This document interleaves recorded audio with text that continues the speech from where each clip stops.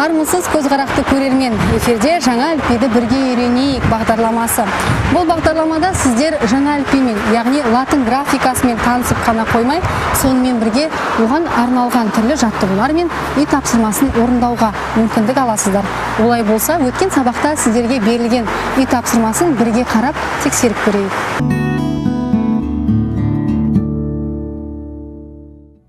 Амансыздар ма, құрметті көрермендер? Біз өткен сабағымызда әріпі және де жіңішкелік белгісі мен айыру белгілерінің емлесі туралы айтқан болатынбыз. Ал қазір экранға назар аударайық. Өткен сабақта берілген үй тапсырмаларының жауаптарымен таныс болыңыздар.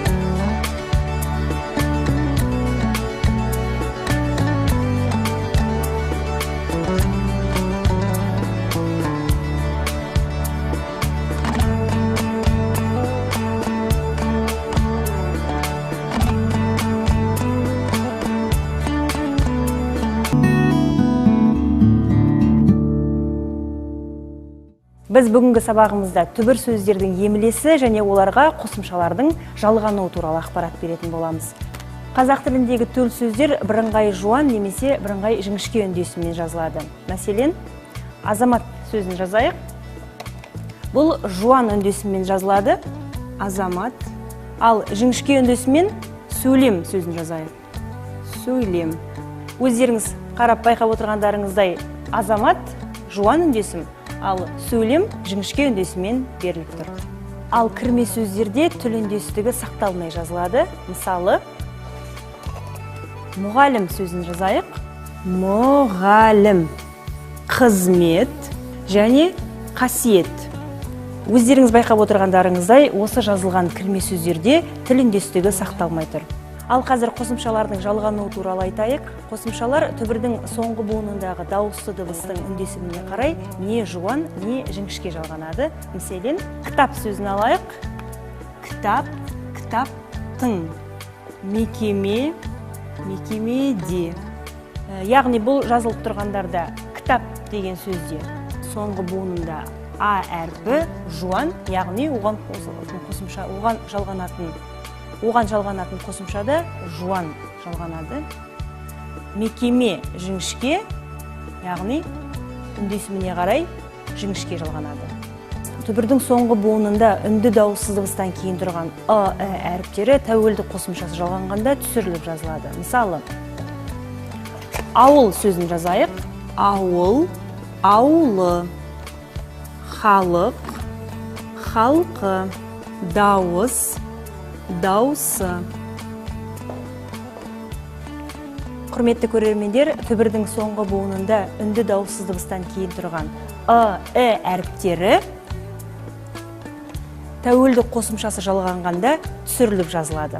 Мәселен, ауыл, аулы, халық, халқы, дауыс, даусы. Яғни, тәуелдік қосымшасы жалғанғанда ы әріптері түсіріліп қалдырылады. Сондай-ақ бұл жерде ескере кететіні, мағынасына нұқсан келетін сөздерде әріптері түсірілмей жазылады. Мысалы, олар қандай сөздер екен? Жазып көрейік. Мәселен, құлық, құлығы, көрік, көрігі. Яғни бұл ұстаның құралы. Қалып, қалыбы. Яғни бұл нанның қалыбы. Қырық, қырығы. Сандық мағына. Қырығы. Және нарық, нарығы. Нарығы. Бұл термин. Яғни осы секілді мағынасына нұқсан келетін кейбір сөздерде әріптері түсірілмей жазылады. Қазақ тілінің жаңа емлесі бойынша қосымшалар туралы айтқан кезде ескере кететін тағы бір нәрсе, соңғы буынында әрпі жазылатын түбір сөздерге ашық дауыстылармен келетін қосымшалар ғана жуан жалғанады. Мәселен, кінәлау, күмәндану және шүбәлану сөздері. Яғни өздеріңіз байқап отырғандарыңыздай, түбірдің соңғы буынындағы әрпіне жалғанатын ашық дауыстармен келетін қосымшалар ғана жуан жалғанады. Ал міне құрметті көрермендер, біз бүгінгі сабағымызда түбір сөздердің емлесі және оларға қосымшалардың жалғануы туралы ақпарат беріп өттік. Ал енді қазір экранға назар аударыңыздар, сіздерге берілетін үй тапсырмаларымен таныс болыңыздар. Көріскенше күн жақсы болсын.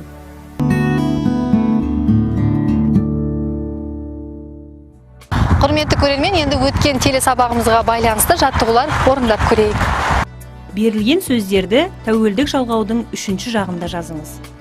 Әріп, әрпі, ауыл, аулы, дауыс, даусы, ерін, ерні, халық, халқы, көрік, көркі, орын, орны, көрік, көрігі, ғұрып, ғұрпы, қалып, қалыбы.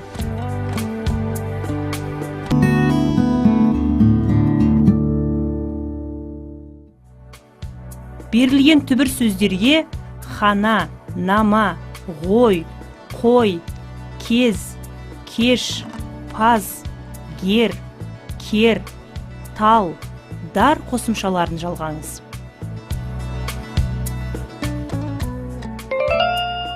Ем, хана, әдіскер.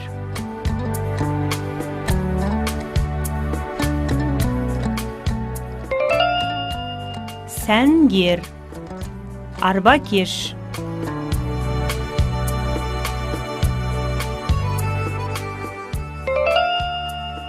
Жихан кез, өнерпаз.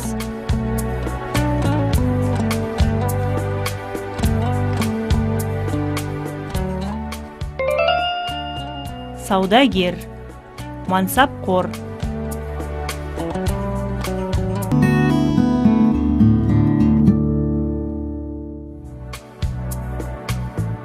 Берілген сөйлемдерді оқып, қай сөзде дыбыстарының түсіп қалғанын көрсетіңіз. Халқы бақытты елде ойын күлкі мол. Балалар оқиды, ойнайды. Үлкендер өз орнында жұмыс істейді, демалады. Бұлардың жетеуі де өнерлі. Олар әнші, бейші, күйшілер. Мен концертке билет алдым. Сенің орныңа өзім барайын. Оның орнына сіз кіріңіз. Мақсаттың ауылы шалғайда орналасқан. Әншінің даусы қандай керемет. Айнұр анасына көмектесуге әрқашан дайын тұрады.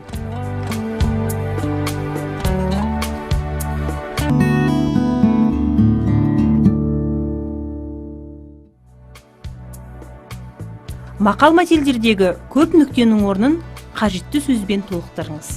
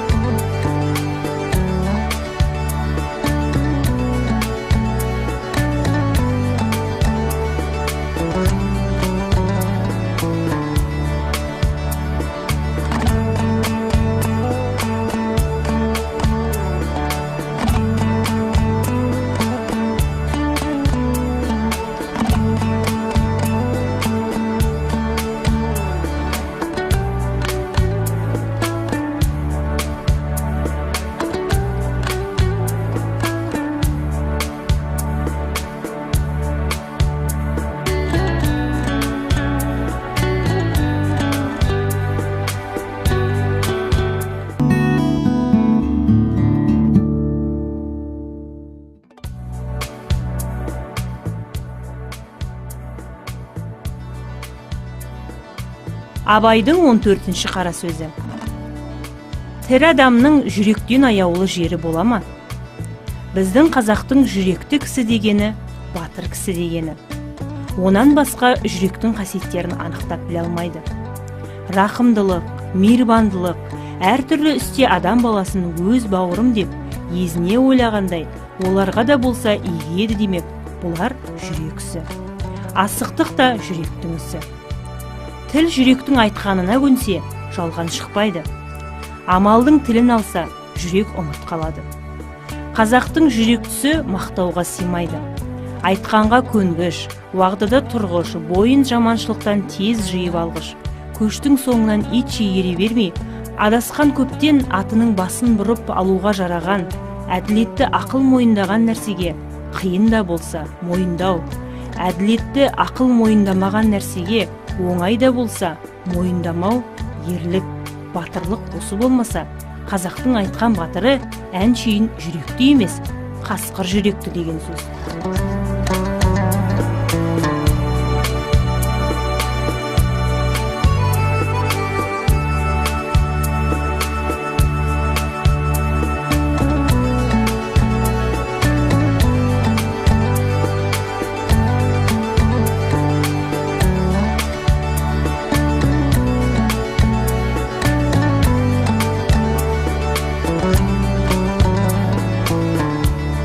Қазақ та адам баласы ғой, көбі ақылсыздығынан азбайды.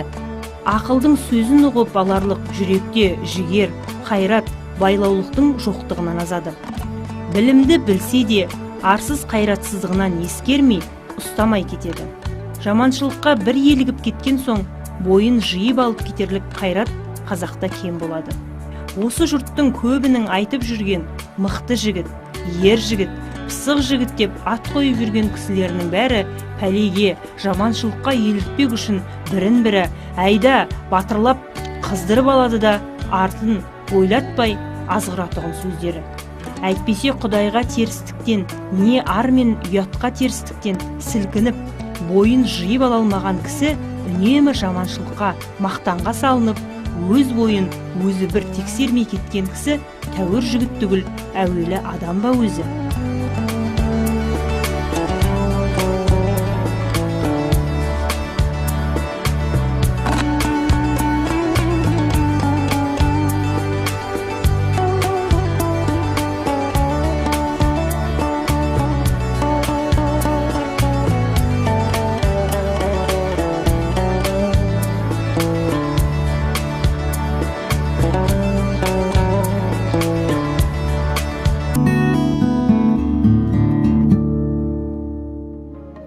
Саламатсыздар ма, құрметті латын графикасын бірге үйренейік телебағдарламасының көрермендері. Тілдер күні қарсаңында тілдерді оқыту орталығының ұжымы жаңа 2 латын графикасымен кітапша жазып, осы тартуымен бірге келді. Бірінші кітабымыз «Білімді балақай» деп аталады. Бұл кітап кішкентай бүлдіршіндерге арналған, түрлі түсті, 32 әріпке өлеңдер жазылып, суреттермен безендірілген. Сол суретке сай, әріпке сай тапсырмалар берген. Кішкентай балалардың бұл алғашқы тілдік білімін қалыптастыруына үлкен ықпал етеді деп ойлаймыз. Келесі кітабымыз ересектерге арналған жазылым деп атады. Аты айтып тұрғандай, жаңа графикамен жазуды үйрететін бірден-бір құрал. Қазақ тілінің жаңа емле ережесінің параграфтарына негізделген түрлі тапсырмалар, мысалдар келтірген әдемі кітапша. Оқушылардың жазу машықтарын жетілдіруге, оқу жылдамдығын дамытуға үлкен ықпал етеді деп ойлаймыз. Жазылым және оқылым деген 2 үлкен бөліктен тұрады. Біздің кітапшаларымызды сіздерге осы жаңа әліпбиді үйренуде, сөздерді құрауда, сөйлемдерді сауатты жазуда көмектеседі деген сенімдеміз. Жазылым Ақтөбе облысының тілдерді дамыту басқармасының тілдерді оқыту орталығының ұжымы құрастырған қазақ тілінің жаңа графикасы бойынша тұңғыш жаттығулар жинағы. Жинақтың мақсаты облыстың ересек тұрғындарына латын негізді қазақ әліпбиін және емле ережелерін меңгерту. Жаттығулар жинағында емле ережелерінің негізгі тараулары, атап айтсақ, әліпбимен танысу, дауыссыз дыбыстар емлесі, түбір сөздер, қосымша сөздер емлесі, бөлек және бірге жазылатын сөздер емлесі, бас әріптер емлесі, қысқарған сөздер емлесі, шет тілдік сөздер емлесі, сөздердің тасымалдануы тараулары бойынша тапсырмалар берілген. Жинақ емле тарауларына сай жүйеленген жазылым тапсырмаларынан және латын графикасында оқу жылдамдығын арттыруға арналған мәтіндерден тұрады. Авторлық ұжым құрастырған жазылым қазақ тілінің жаңа графикасы бойынша жаттығулар жинағы курс тыңдаушыларына, қазақ тілі оқытушылары мен әдіскерлерге арналған. Сонымен қатар жазылым атты жаттығулар жинағының құрастырушылары сіздерді 5 қыркүйек Қазақстан халқы тілдер күні мерекесімен шын жүректен құттықтайды. Ана тіліміз өркендеп, көркейе берсін. Білімді балақай. Ақтөбе облысының тілдерді дамыту басқармасының тілдерді оқыту орталығының қолдауымен жарық көрген балаларға арналған латын графикасындағы тұңғыш өлеңдер жинағы. Білімді балақайдың басты мақсаты бүлдіршіндерге латын әліпбиінің оқылуы мен жазылуын таныстыру, әрбір 32 әріп таңбасына қатысты өлең шумақтарын жаттау арқылы тіл ұстарту, есте сақтау қабілеттерін жетілдіру және қызықты суреттерді бояуда қол дағдысын дамыту. Кітапшаны қолға алған бүлдіршін латын графикасындағы қазақ әліпбиінің әрбір таңбасымен танысу барысында тілге жеңіл, балалар дүниетанымына жақын өлең шумағын жаттап қана қоймай, әріптің үлкен және кіші таңбасының жазылуын, сол таңба кездесетін бір сөзді көркем жазуды үйренеді. Сондай-ақ қол моторикасын боямақтар арқылы одан әрі жетілдіреді. Бұл еңбек балабақша тәрбиешілер мен бастауыш класс мұғалімдеріне, кішкентай бүлдіршіндерге қазақ тілінің жаңа әліпбиін, яғни латын графикасындағы төл әліпбиімізді үйрету бағытында әдістемелік көмекші құрал ретінде қызмет ететін болады.